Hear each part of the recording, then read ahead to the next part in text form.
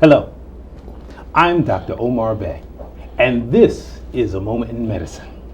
Our focus is health, education, and wellness. Our goal is for each and every one of us to have that opportunity to grow old in good health. Welcome to our show. I'd like to talk about caring and sharing. Sharing in a way that we share our med moments, those episodes in life that we experience, such as chest pain or shortness of breath or knee pain or some sign or symptom that makes us want to go see our doctor. If we share our med moments, it may stimulate someone else to go and see their doctor. We can share by going to www.medmoments.com. It's a website where we can come together and we can really bring about sharing and caring. We have a great show for you tonight. The topic that we're going to talk to you about is hypertension. And we have an expert in the field to talk to you about this. His name is Dr. Dean Rice, and he's from Newark Beth Israel Medical Center. Dr. Rice, welcome to our show. Thank you for having me. Thank you. Yes. You know, hypertension is such a common problem. I think everyone out there knows somebody or someone, either a friend or a family member that has hypertension. But you know one thing, and I understand that usually we call it high blood pressure. Mm-hmm. But I just want to step back for a minute. Can you tell me exactly what is hypertension if we just break it down a little bit? Well, as you mentioned, Dr. Bey, it's a very common illness in the United States. It affects about 50 to 60 million people. We commonly refer to it as high blood pressure. It's just, if you look at a flow of fluid through a particular kind of circuit, it's a high pressure volume of this fluid that circulates through the blood circulatory system. Mm-hmm. What it does is it causes problems on the end organs, and therefore we try to avoid it using different methods. Mm-hmm. From the numbers from this Joint National Committee, it's a pretty precise science, this hypertension. We find about 30%, roughly almost 1 in 3 people, adults in the United States, have high blood pressure hypertension, which causes an undue amount of morbidity or sickness, and it's something that myself as a primary care physician has to really be concerned about. Mm-hmm. And I'm glad to have this opportunity to kind of shed some light on it. All righty, good. Now, just tell me, the typical person that comes to your office, are they complaining about something, or how would you know that they had high blood pressure? That's a good point to bring up. Rarely do people come in with a complaint when they have high blood pressure. I, after 20 plus years in practice, can look at a person when they come in and say, I'm pretty sure this person's blood pressure is going to be high. And we have precise instruments to make the diagnosis. We have the electronic blood pressure machines. We have a systolic cuff that I use personally for every patient that comes in. But overwhelmingly, people are asymptomatic. That's why we call it the silent killer. I'll have the gamut of people coming in with borderline hypertension or pre-hypertension to accelerated hypertension with vastly elevated blood pressures, asymptomatic, no complaints at all. Mm-hmm. The most likely and the most common way to diagnose this particular ailment is with a routine evaluation. Go to one of your big chain pharmaceuticals companies, one of the drugstores that have the machines, put your arm in there and check it. It's usually well within the accepted level. So they're usually pretty accurate. Mm-hmm. People come in for routine evaluations. That's how we diagnose hypertension. Right. Someone comes in with a bad headache, mm-hmm. It's a little late. Right. That's when you have to start thinking about end organ damage and having to be a little bit more aggressive with treatment. All right. Let's do this. Yeah. You said a few words there. End organ damage. Yes. That's a fancy term for what? For as this blood flows at these high pressures, the end organs are the receptacle for the blood, which contains the oxygen-carrying red blood cells. The end organs of the brain, the kidney, the heart, the lungs. As these organs have to, the blood vessels especially, have to withstand this constant pressure of this hypertension, these high volumes of blood flowing at a high level, they get damaged. It's like if you have a hose and you continue to squirt it on one part of your lawn at a high rate, you'll see that the lawn starts to get weak and it starts to thin out. It damages it, and over a long period of time, this is what high blood pressure does to the kidneys, the brain, and especially the heart, as well as the blood vessels. Those are the four main ones that we really consider. Okay, let's step back just for a minute. Yes. I want you to see if you can give me some numbers and explain diastolic and systolic, because you talk about the upper number and the lower number and what does it mean and what range should it be in and all of this kind of stuff, and I just happen to be one of those dogmatic people that, even though I'm a pulmonologist, everyone who comes into my office gets their blood pressure checked. Good. I think that's very important. 100%. Yeah. But let's explain what the numbers mean and how the numbers come about. Okay. So with the blood circulation, the heart has two moments, the systolic and the diastolic. The squeezing of the heart is the actual systolic pressure. So that's as the blood is pumped out. That's your top number. That's the systolic. The resting portion of it, when the heart relaxes, is your diastolic blood pressure.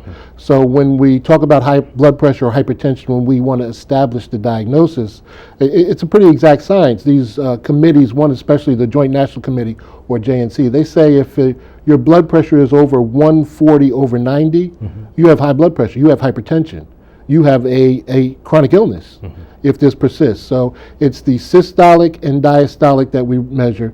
Systolic is the upper number, the first number. Diastolic is the lower number, the second number. But they're both together.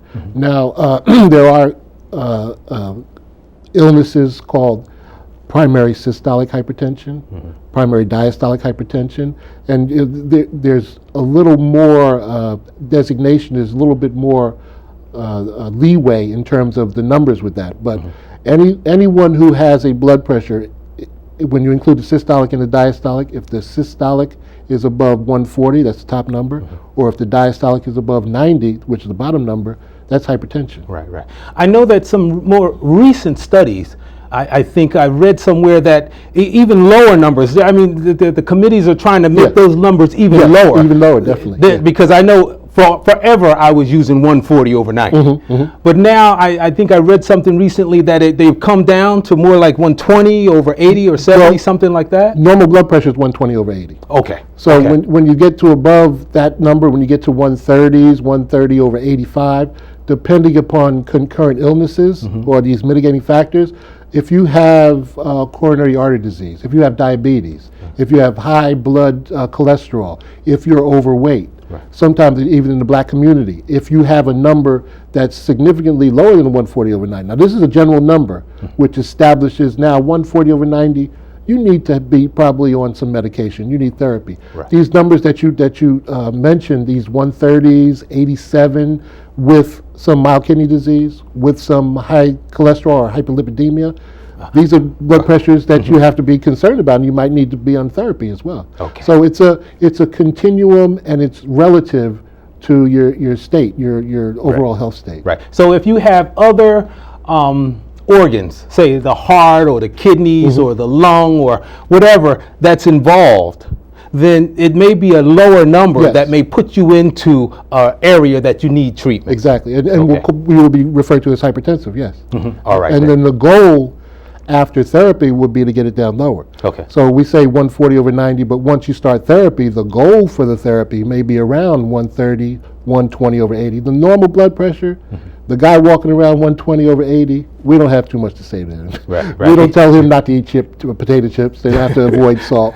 That's the 120/80, which is very rare. Right. Now I just want to go back to the heart to get people to understand what's actually happening when they take the blood pressure, when they put that blood pressure cuff on and they're listening to the top number and the lower number.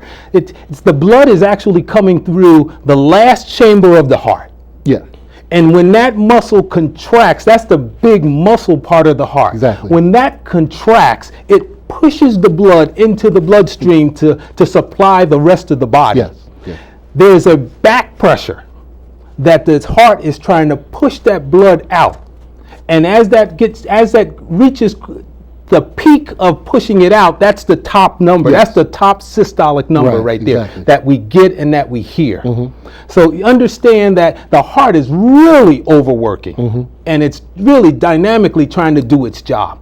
But blood pressure is that. So the thing of it is that what I'm trying to say is that it's so important for everyone to understand what's happening to their when they read these numbers, so that they can. I feel that if you understand it, then you're more likely to do something about it. And if you understand how it can affect your whole body because of that pressure being so high.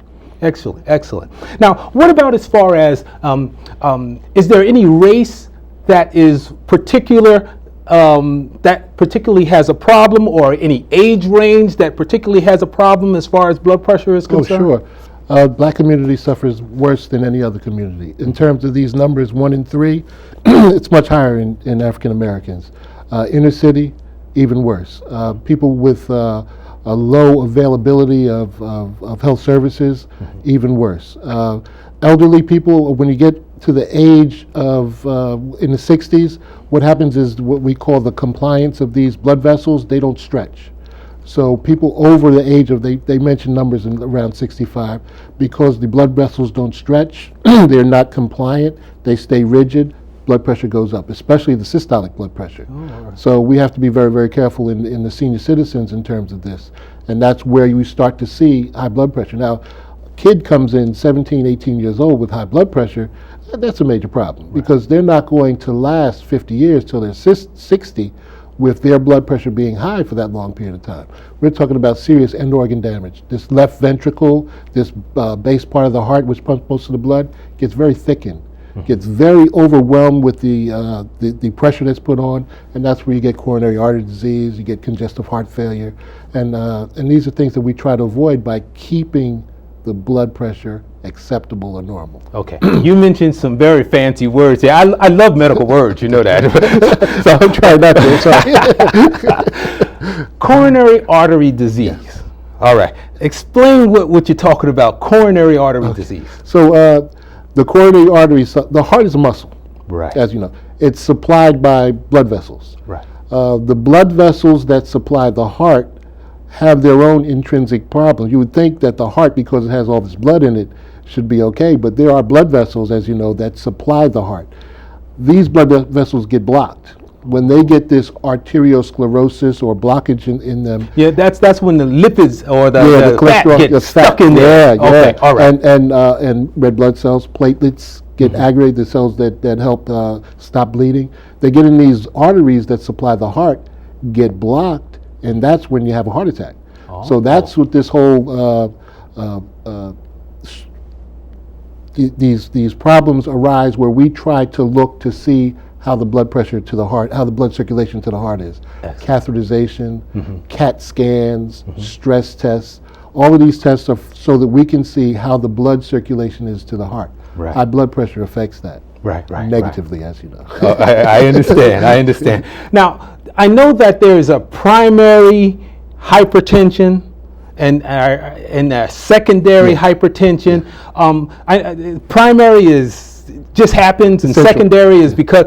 Tell me about that just a little bit. The most common form of high blood pressure is familial. It runs in the family. Gotcha.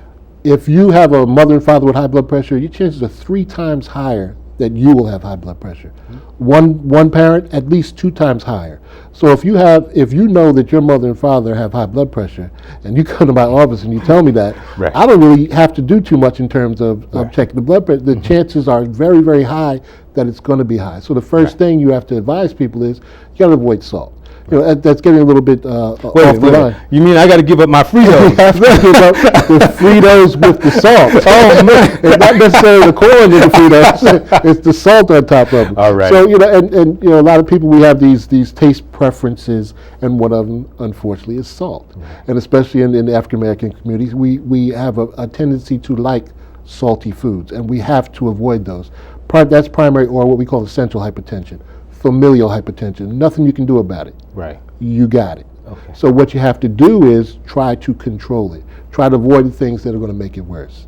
So that's essential hypertension. Now, you mentioned secondary hypertension. This can come from this left ventricular hypertrophy, kidney disease. I'm sorry. The left ventricular That hypertrophy. muscle part of the heart, that left ventricle gets large. and thickened. Right. And just because it's large and thickened, that doesn't mean it's able to pump more. No, exactly. It yes. means it actually is weaker. It's weaker. Right. It's weaker. It's not like some of the skeletal muscles that we see people work out, they lift, they get stronger, they can lift more. That's not how the heart works, unfortunately. As it gets thicker and bigger, it gets weaker and it doesn't perform as well. There's some endocrine abnormalities, some hormonal abnormalities that cause an elevation in blood pressure.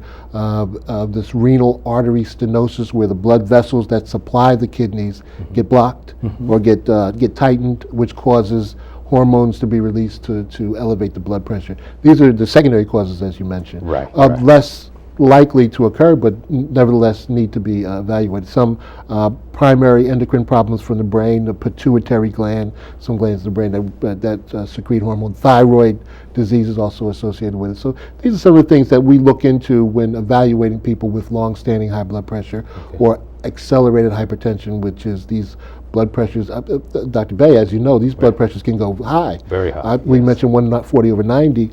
People walk in the office 180, 180, 120. These very high blood pressures and not necessarily symptomatic. These are the people you want to look into for secondary causes of high blood pressure. What about pregnancy? I know that we kind of set that off to a specialty within off to itself. But I know hypertension or high blood pressure is associated with pregnancy as well. Tell me about that a little bit. Well, just the pregnant state is associated with an increase in the volume of blood or fluid flowing through the blood circulatory system. That in itself will cause women who are pregnant to have a little bit of elevation of blood pressure. These conditions, eclampsia, preeclampsia, are associated with a little bit more of a hormonal influence where women can have these very, very high dangerous blood pressures. These things can be life-threatening with these young women when they're pregnant and have blood pressures very high. And they have to be on special medications. My whole arsenal can't be used in a pregnant woman because it goes across the fetal barrier to the unborn child. So there's a few medications that can be used, without going into any detail. These beta blockers, one medication that's been used, Aldomet, forever, that we know is very safe. But when it happens and when it's very bad, especially in the third trimester, there's nothing you can do sometimes. They give them these magnesium infusions, these IV therapies. They'll be in the hospital, but the child has to be delivered. And that's the only treatment that can really help these women who have that particular condition. So if a pregnant female has this particular, it can hurt the baby as well? Oh, certainly. Yeah. And the pregnancy. Right. It can cause a premature delivery of the baby or spontaneous abortion, certainly. Okay. Yeah. All right then. All righty. Now, what about as far as factors that are associated with high blood pressure, like weight? Because that's something that's very common with my patients coming into the office. Right. I have a few people that waddle in, but that's very common in our community. As far as alcohol is concerned, drinking alcohol. Tell me about these type of things. I know salt is a big issue because that's the easy one. Believe it or not, soul food tastes wonderful. Yeah. But sometimes it makes the feet swell. It makes the blood pressure jank up there. But we found, especially my practice is in Newark, and I've been here for a long period of time. We have a lot of influx. The migration was from the south to the north, and when you go into people's past medical history, family history, things like that, you find a great many of people who have migrated from the south who have come up with their same culinary kinds of preferences. Right. We call it soul food, Southern cooking. It's very spicy and often has a lot of salt involved, and we see this over and over again. I bring up to people, the thing that gets me, what I love to see is someone eating some fruit. Right. You go to a store, usually the corner stand has the bananas, they got the apples, they got potato chips.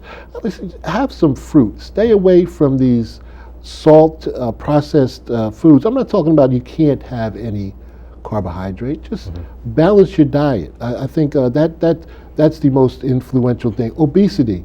You can tell if someone is overweight, their blood pressure is high. I'm not saying that they have accelerated hypertension, really drastically high blood pressure, but their blood pressure is going to be high. Obesity. Alcohol ingestion, over ingestion. 1 ounce absolute alcohol a day, a glass of wine a day, it's fine. It sometimes is prohibitive to some of these diseases. 3-4 drinks a day, 6-pack of beer a day, that's going to elevate your blood pressure. Right. We try to keep our potassium intake in a normal level, which you can get from fruit, and cholesterol in fatty foods causes an elevation of the blood pressure. Right. Now let's talk about you were talking about in-organ damage before, other organs that are damaged by the blood pressure being so high.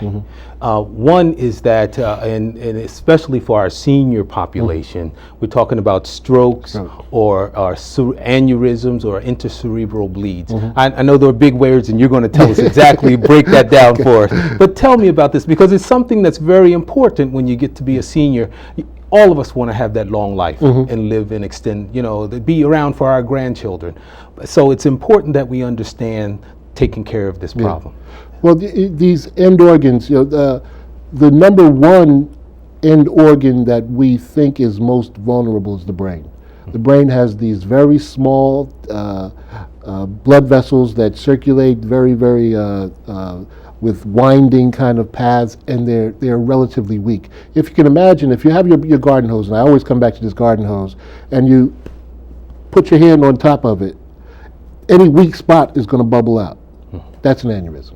And it comes from increased pressure. Some people are born with these aneurysms, but sometimes you can develop an aneurysm or a weakness in the blood circulation or the blood vessel in the brain from high blood pressure. That's your number one end organ. Secondly, the heart gets big, thickened, this left ventricle, the pumping part of the heart. Renal failure. So prevalent. Kidney failure. I'm so sorry. Oh, no, that's kidney okay. failure. That's okay. When the kidney has some of the smallest blood vessels in any of our organs in the body, and all of the blood that circulates through the body comes through the kidney. Comes through the kidney, gets filtered, you make urine, goes back to the heart.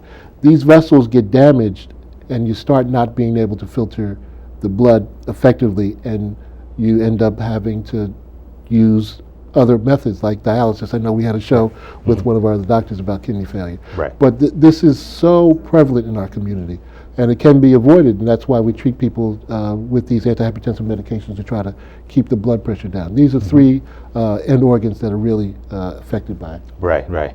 You know what I would like to do? I'd just like to talk about treatment. I know we've talked about a lot of things, but what do we have out there for treatment to really treat these patients? The treatment of high blood pressure hypertension is a multi-billion-dollar business. We have so many medications. What frustrates me is when a patient comes in, they have high blood pressure. I've done this whole talk, in a 15-minute visit. And I say, listen, I can help you. Right. This is a medication you can take. And they start to kind of resist. And there's a time to resist when it's borderline, when there's a question, but there's a time when to say, okay, let me give it a try. Right. If that medication doesn't work, we'll try another one. There are so many. The PDR is full of antihypertensive medications. We can find a medication that will work, that has a tolerable side effect profile, that's going to give you this wellness that we all work so hard for. So the diuretics, vasodilators open up the blood circulatory system, medications to slow the pump of the heart. We have a whole different gamut, and they're very effective and tolerated very well. Excellent. Well, the thing of it is this is such a broad topic. It's a great topic because it's so frequent in our communities. And thank you for coming and sharing your knowledge with us. I look forward to getting you back and having you talk about another topic because it was very, very enjoyable. Thanks for having me. All right, thank you. What I would like to do at this particular point, I would like to have a Let's Talk segment just for a minute. I was emailed, I love the emails because I frequently get emails from many people out there. And a gentleman emailed me and he said, my family has a history of prostate cancer and I want to know whether I have a chance of getting prostate cancer. Well, as a male, just let me go through it just for a second. There are As far as the most frequent causes of cancer in males, number one is prostate, colon, lung, and skin are the four most common. To reduce your risk of cancer, number one, tobacco. Cut your tobacco. Stay away from that tobacco and cigarettes. Keep your weight under control. Regular physical activity is very, very important. Eating fruits and vegetables, very important as well. Limit your alcohol. That's another one. Your alcohol, not saying you can't have a glass of wine every once in a while, but limit your alcohol. Protect your skin. Don't sit out in the sun, and trying to get a suntan or out without protection, without a hat, without a t-shirt on. Protect your skin from the sun. Know your family history, very important. And also, other risks, know your other risks as well. These are the things that we can do to try to decrease our chances of cancer or getting cancer, we should say. As far as caring is concerned, let's do this. We have a lot of patients in the hospital, a lot of people in the hospital. And it would be so nice is over the next few weeks, all of you out who are looking at the show today, go visit someone in the hospital. It's very important. All that's there is the IV poles running and the TV set is on. It's so lonely. Go visit someone in the hospital. That's what we're going to do these weeks coming up. And it'll just be so good for those people to see someone come visit them. Dr. Rice, before I close, again, I would like to thank you for coming and being on our show and talking about this most interesting subject, hypertension. It's Thank my you pleasure. very much. Thanks for having me. In closing, remember, never institute any change in your medical therapy before you consult your physician. And I trust that each and every one of you have continued good health. I am Dr. Omar Bey, and this is A Moment in Medicine. Until next time, peace to you all. Dr. Rice, thank you for coming on. It's my Thank pleasure. you very Thank you. much. Well, it's